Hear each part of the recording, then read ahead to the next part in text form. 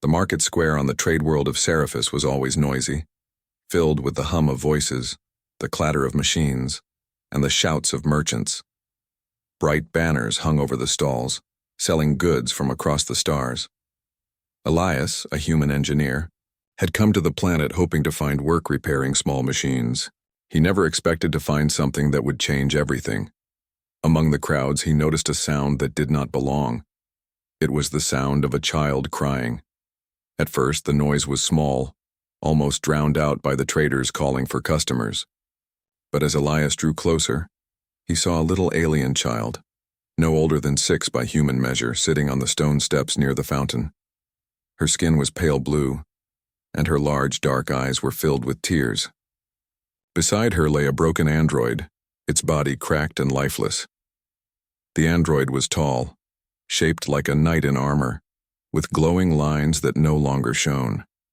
Its chest plate had been torn open, exposing circuits that sparked faintly before going dark.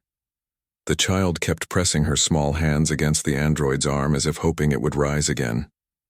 "Please," she whispered in her own language, though Elias understood enough through the translator bead in his ear.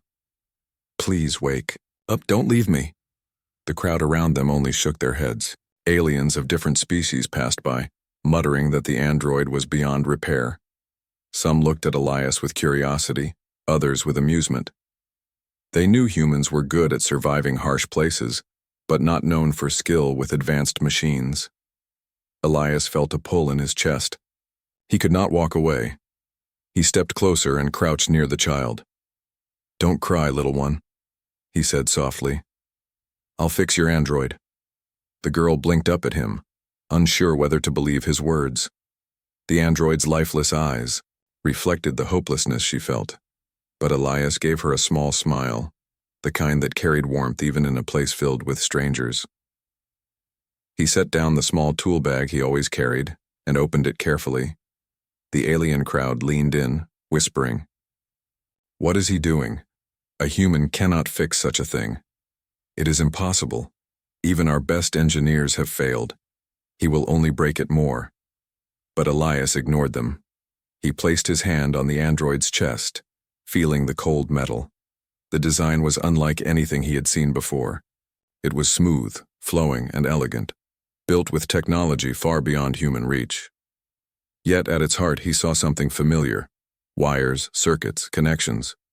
Machines, no matter how complex, were still machines, and machines could be fixed. He worked slowly, his hands steady. With a small light tool, he examined the broken circuits. He murmured to himself as he tried different connections, listening to the faint clicks and sparks. The little girl watched him with wide eyes, her tears slowing. Hours seemed to pass, though it was only minutes. Elias's forehead grew damp with sweat, but he never stopped. He told the child stories as he worked, small stories of Earth, of how humans once built flying machines from wood and cloth, of how they crossed oceans with nothing but stars to guide them. "Sometimes," he said, smiling faintly, "people told us it could not be done. But we tried anyway. That is what makes us human." The girl tilted her head, not fully understanding, but the sound of his voice comforted her. For the first time since her android had fallen, she felt a small spark of hope. Then at last, Elias connected a final wire. There was a pause, a silence, so deep the crowd held its breath. The android's chest flickered with light. Slowly, its eyes glowed faintly, then brighter, until they shone with life again. The machine's head turned toward the girl, its voice low but steady. "Unit active. Guardian operational." The little girl gasped, then threw her arms around the android's arm. "You came back," she cried. The android placed its hand gently on her shoulder, its movements weak but alive. The crowd erupted with noise. Some shouted in shock, others in disbelief. "How is this possible? A human repaired it?" "It cannot be. No one else could do this." Elias stood, wiping his hands on his sleeve. He looked down at the child and the android, feeling a quiet pride. He had not done it for glory nor for recognition. He had done it because someone small and frightened needed help. The girl looked up at him, smiling through her tears. "Thank you," she whispered. Elias only nodded. "Take care of each other," he said. What Elias did not know was that far away in the shining towers of the Imperial Palace, a pair of eyes had been watching. The Empress herself, ruler of countless worlds, had seen the event through hidden channels. She leaned back on her throne, her expression calm but thoughtful. She turned to her guard, her voice soft but clear. "That one," she said, her eyes fixed on the human in the marketplace. "Bring him to me." The city of Seraphis was full of rumors the next day. Markets buzzed not with prices of goods or new arrivals, but with one story. A human had done the impossible. They spoke of how Elias, with only simple tools, had restored a machine that even the finest alien engineers had declared beyond hope. Some called it luck. Others said it was human arrogance, the kind that sometimes created miracles. And some whispered that this event would reach the ears of the highest powers. Those whispers proved true. Far above the city, in the heart of the Imperial Palace, the Empress sat upon her throne.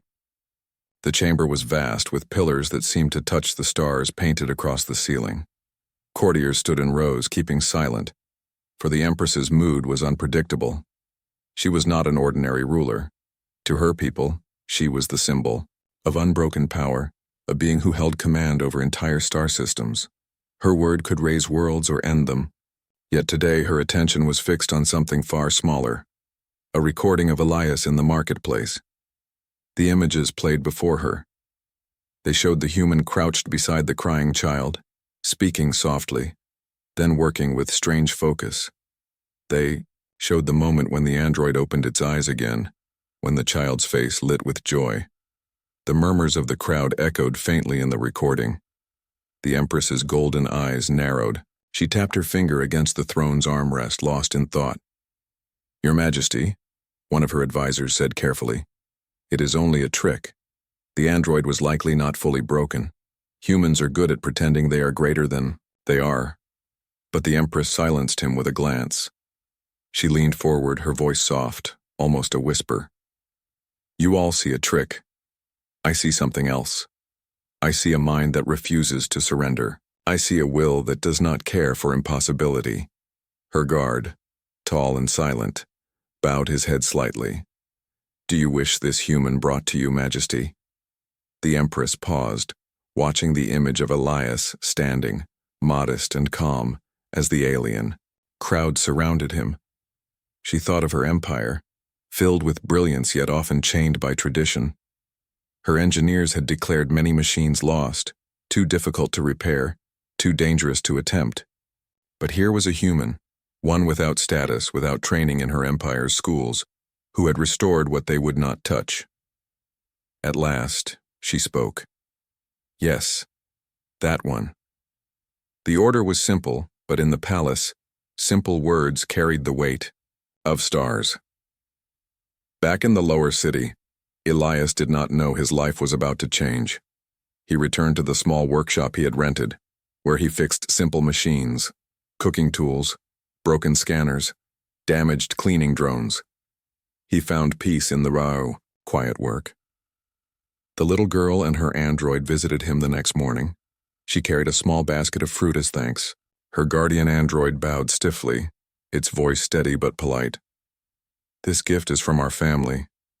Elias accepted it with a smile. "I'm glad you're both safe." He ruffled the child's hair gently, something that made her giggle. To him, that was enough. He did not want fame or fortune. Helping was reward enough. But outside his workshop, watchers stood. Silent figures in dark robes, marked with the insignia of the Empress. They observed his every move, reporting back to the palace. Inside the throne chamber, the Empress continued to listen to whispers. Some nobles warned her that allowing a human into her sight would show weakness. Others insisted that humans were too unpredictable, too dangerous to trust. But the Empress was not guided by fear. She had ruled long enough to know that the most dangerous minds were also the most valuable. At a quiet dinner, she spoke to her closest guard. "Do you know what makes humans dangerous?" The guard bowed. Their stubbornness, Majesty. She shook her head slightly. No, it is their hope. Even when the universe tells them they will fail, they try again. And sometimes, they succeed. Her gaze drifted beyond the balcony of the palace, to the endless lights of the city below. Here among those lights the human engineer worked, unaware that the ruler of worlds had chosen him. That night, Elias sat by the dim lamp in his workshop, fixing a cracked datapad. He hummed a tune softly, something from Earth, a song his mother once sang to him when he was a boy. He thought of home, far away across the stars, and wondered if anyone there would believe that he had repaired an alien machine unlike anything humans had seen. He did not know that beyond his door, armored, boots approached. He did not know that his life as a simple engineer was over. When the door opened and the Imperial Guard stepped inside, Elias looked up in surprise. The leader of the squad bowed slightly, though his face remained stern. "By order of the Empress," he said, his voice firm, "you are summoned to the palace." Elias blinked. His hands froze above the datapad. For a long moment, silence filled the room. Then he set his tools aside and stood. The child's laughter from earlier that day echoed faintly in his mind. He hoped this was not the end of something good he had begun. As he followed the guards into the night, the streets of Seraphis seemed strangely quiet. Above him, the palace lights glowed like a star waiting to decide his fate.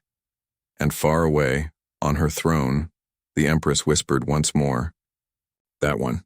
The palace of the Empress was unlike anything Elias had ever seen. Carved from shining stone that shimmered under the light of 3 moons, it stretched into the sky like a tower of dreams. Bridges of glass connected tall spires, and streams of glowing water ran through its gardens. Alien guards in silver armor stood everywhere, silent as statues. Elias walked between them, his steps echoing on the polished floor. He was surrounded by Imperial guards, each carrying long weapons that pulsed faintly with energy. Though they did not touch him, their presence was heavy, as if the weight of the entire empire pressed upon his shoulders. He tried not to show fear, but inside, questions filled his mind. Why had the Empress called him here? Was he in trouble for touching forbidden technology? Would he be punished for repairing the android? The guards led him into the great throne chamber. The hall was wide, lined with golden pillars carved with stories of conquest and power. A long carpet stretched toward the throne, which stood on a raised platform. Above it, a dome opened to the night sky where stars glittered like diamonds, and there she sat, the Empress. Her presence was enough to silence even the strongest heart. Draped in flowing robes that shimmered like starlight, she leaned slightly. On one arm of her throne, her eyes sharp and golden, her crown was simple yet heavy with meaning, carved with the symbols of worlds she ruled. Around her stood nobles and advisors, each watching Elias with thinly veiled suspicion. The guard bowed. "Deeply. Your Majesty, we bring the human Elias as you commanded." The Empress raised a hand, graceful but commanding. "Leave us." The guards obeyed at once, retreating to the edges of the chamber. Even the advisors lowered their heads and stepped. At last, Elias stood alone before the Empress. She studied him in silence. Elias shifted slightly, unsure if he should bow, salute, or simply stand. Finally, he chose honesty. He stood tall, though he felt small under her gaze. "You are the one," she said softly, her voice carrying across the vast chamber. "The human who repaired the Guardian in the marketplace." Elias nodded carefully. "Yes, Majesty. I only wish to help a child." Her eyes narrowed. "Only to help? No thought of reward, no thought of power?" Elias shook his head. "Where I come from, we fix what we can. If something is broken, we try. If someone needs help, we give it. It does not matter if we are rewarded or not." The Empress tilted her head slightly. A faint smile touched her lips, though it did not reach her eyes. "Interesting. My people do not think this way. If a task is too difficult, they declare it impossible and walk away, but you..." She leaned forward. "You did not." Elias swallowed, feeling the weight of her attention. Machines. They are like puzzles. If you are patient, if you try enough ways, you will find an answer. It is not magic, it is work. Her laughter was soft, almost musical. Work, yes. You speak of it as if it is a simple thing. But you touched what others feared to touch. You saw possibility where others saw only failure. She stood from her throne, her robes flowing like water. As she descended the steps, Elias felt a strange mix of awe and unease. She stopped only a few feet away, her golden eyes meeting his. "Tell me, human," she whispered. "Do you know why I called you here?" Elias hesitated, then shook his head. "No, Majesty, I can only guess." "Because you are dangerous," she said quietly. His heart skipped a beat. "Dangerous? I mean no harm. I only—" "Not dangerous with weapons," she interrupted. "Dangerous because you see what others cannot. Dangerous because you refuse to stop. My empire is built on power, on tradition, on rules. But one man who ignores impossible can break the chains of all three." Elias felt his throat tighten. He had never thought of himself as dangerous. He was only an engineer, a fixer of machines. Yet in her words, he saw something larger, something he had never imagined. The Empress circled him slowly, her voice low and thoughtful. "I have in my vaults machines that no one has touched in centuries, relics from ages past when our empire reached even further. My best minds tell me they are beyond repair. But you might see differently." She stopped in front of him, again. "Tell me, Elias of Earth, if I gave you such a machine, would you fix it?" Elias met her eyes. They were sharp, testing him. But beneath them, he thought he saw curiosity, even hunger. He took a slow breath. "If it can be fixed, I will try. If it cannot, then at least I will know I tried." The Empress was silent for a moment. Then she smiled faintly, more real this time. "You speak with hope. Hope is rare, dangerous, but also valuable." She turned, walking back toward her throne. "You will remain in the palace. You will be given tools, materials, and machines no one else dares touch. You will work under my command. Fail, and you will be forgotten. Succeed." Her voice trailed, but the promise was clear. Elias stood still, his heart heavy and racing at once. He had come to Seraphis as a simple engineer. Now he was part of something far greater, caught in the gaze of an Empress who saw in him both danger and possibility. And though he did not yet understand, he felt the path before him shifting, leading toward a destiny he had never chosen, but could no longer refuse. Elias's new life in the palace began at dawn. Guards led him through winding halls filled with glowing murals, each telling stories of the Empire's victories and failures. He walked carefully, aware that every step was watched. Courtiers whispered as he passed, some curious, some suspicious, and others openly fearful.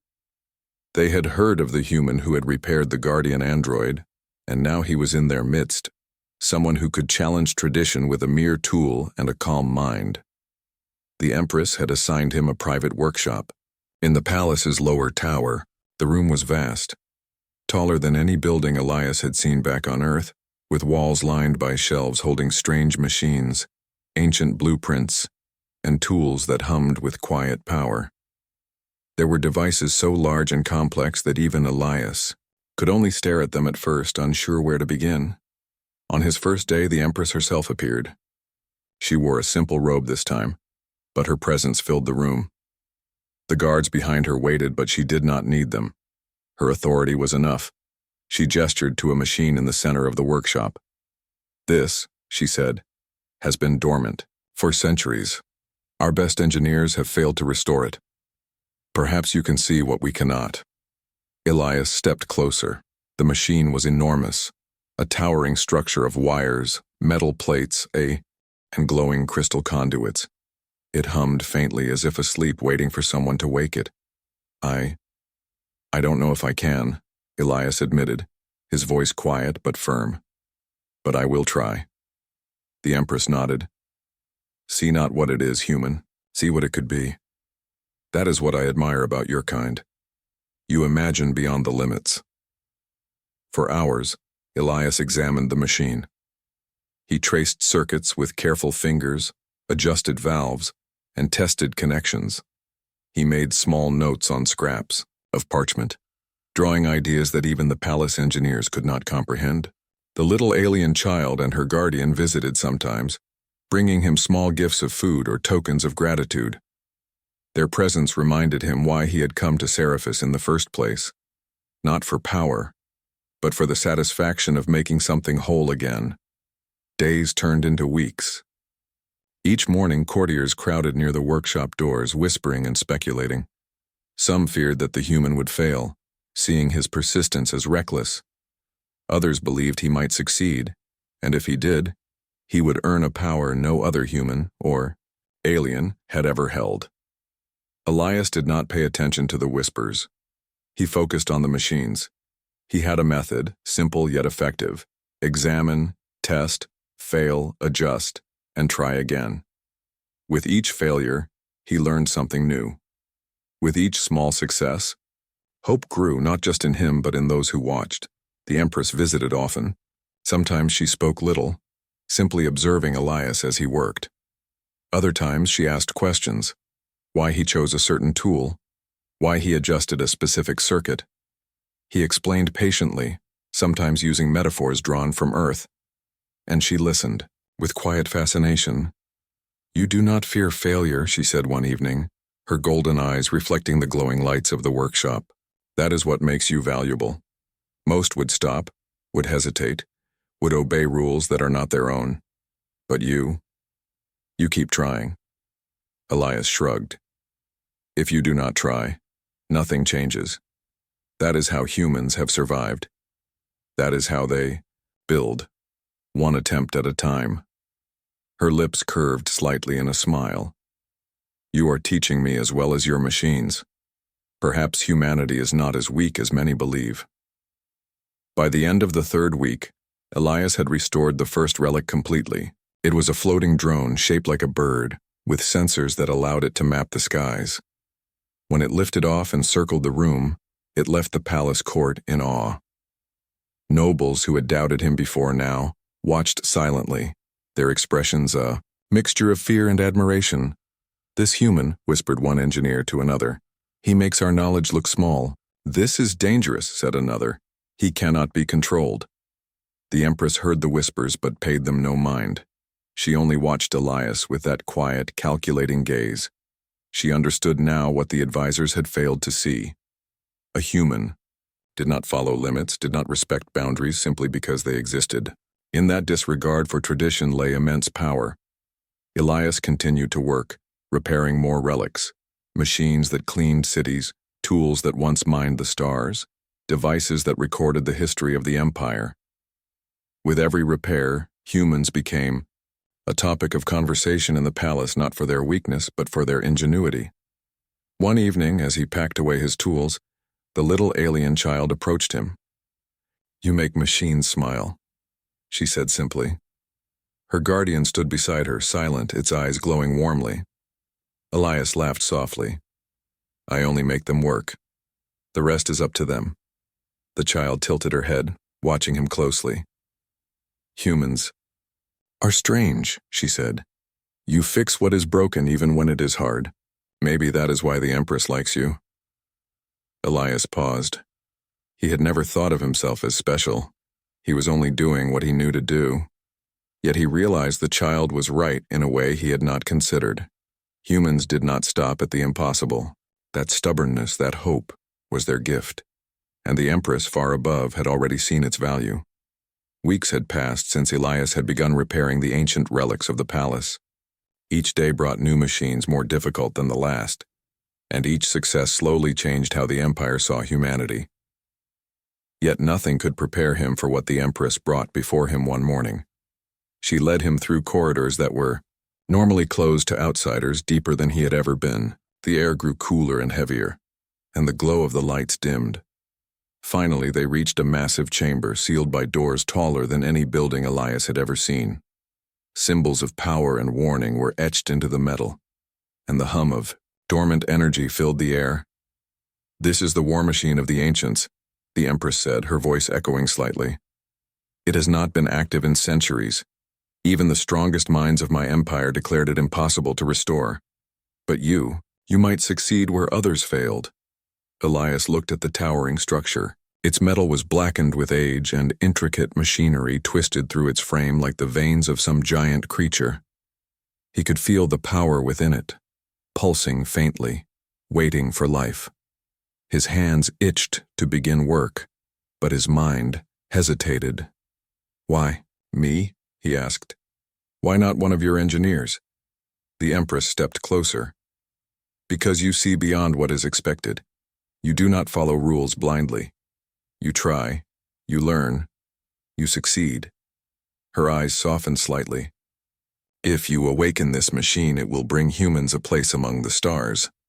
But if you fail, your people will remain under suspicion, forever subjects of my empire." Elias studied the machine. He knew the risk. This was no simple repair. One mistake could destroy the palace, or worse, give power to something dangerous. Yet the Empress expected him to act. He knelt beside the control panel and examined the circuits. They were unlike anything he had seen, even in the other relics. Lights flickered weakly, as if the machine itself was uncertain. He traced each connection carefully, noting which systems might awaken first. The weight of the choice pressed on him. As he worked, the little alien child and her guardian arrived quietly. The child looked at him with wide eyes. "You can do it," she whispered. "But you don't have to make it fight." Her words struck him. The Empress had asked him to awaken a weapon, but humans did not have to be instruments of war. They could build, create, and change the world without destruction. Elias took a deep breath and began to adjust the circuits, carefully rewiring them in a way that would awaken the machine, but not as a weapon. Hours passed. Sparks flew, and the hum of energy grew louder. The air vibrated with power as systems activated one by one. Finally, a deep light filled the chamber. The war machine's eyes glowed. But instead of scanning for targets or preparing for battle, it began to emit soft pulses, sending signals across the stars. Elias stepped back, exhausted but calm. He looked at the Empress, who had been watching, silently. Her golden eyes widened slightly as she realized what he had done. The machine had awakened, not as a weapon, but as a beacon. A signal of hope and peace sent across the galaxy. The Empress walked closer, her expression unreadable. "You have done what no one else could," she said softly. "But you defied my intent." Elias nodded. "Humans do not exist to serve power alone. We fix, we create, we hope. I cannot awaken a weapon, but I can awaken something that can help others, even my enemies, if they are willing to listen." For a long moment the Empress studied him. Then, to the surprise of all the nobles watching, she smiled faintly. "Perhaps that is what makes your kind valuable. Not obedience, not fear, but hope." The little alien child stepped forward and touched Elias's arm. "You made it smile," she said simply. "All the machines, all the people, maybe even the stars will see it." The Empress turned to her guard and whispered, her voice low but filled with certainty. "That one will change everything." Elias felt a strange peace. He had come to Seraphis as a simple engineer, yet he had made a choice that no one else could. He had proven that humanity was not just clever or strong, but capable of hope, courage, and vision, even in the face of overwhelming power. The Empress dismissed the nobles and advisors from the chamber. Alone with Elias, she spoke again. "You may remain here, human. Not as a servant, not as a tool, but as a mind that can teach us all." Elias bowed slightly. "I will do my best, Majesty. But I do not want to rule. I only want to help." She nodded. "And that is why you are dangerous. Not with weapons, but with something far stronger. Ideas, courage, and will. Go now." Rest. Tomorrow, we have much to learn from you. Outside the palace, the city of Seraphis slept under the twin moons. The beacon pulsed faintly in the sky, a sign that something new had begun.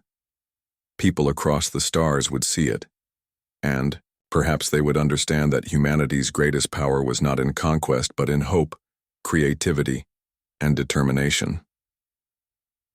And far above, in the imperial palace, the Empress watched silently, knowing she had witnessed the rise of something remarkable, something unpredictable, something human.